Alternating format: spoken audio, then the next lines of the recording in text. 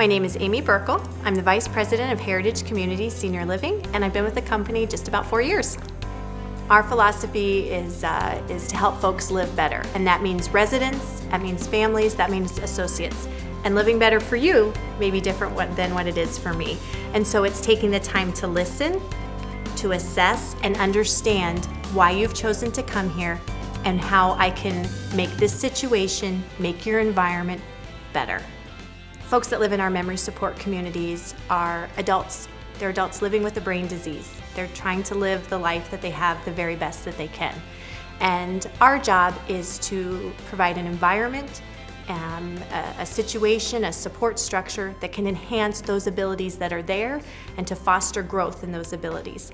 And so our Portraits program was designed upon philosophies created by an education philosophy, Montessori principles.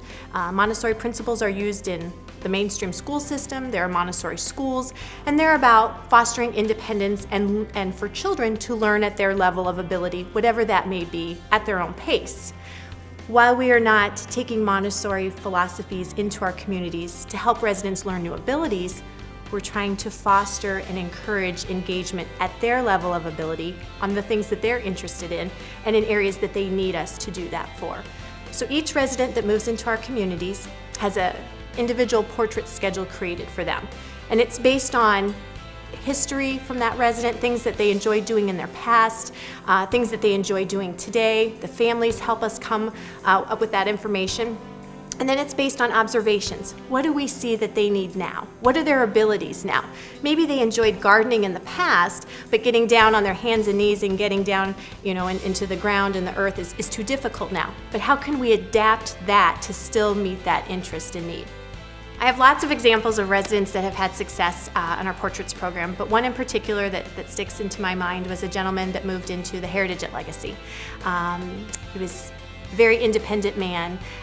He'd been a successful man and was very much struggling with moving into a community where staff was there to do things for him.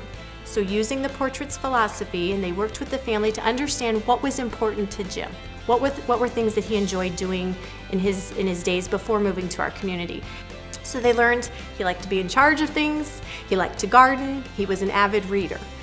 So based on those things and where Jim's current ability was today, they adapted it to a library, and they started a library at the community where books were donated, and Jim was part of that process. It wasn't just putting the books in there and telling Jim, here's some books we know you enjoy reading. It was making him a partner of, let's make this a library. How will folks check books in and out? How will we keep that organized? What kinds of books should we have? Jim became the librarian.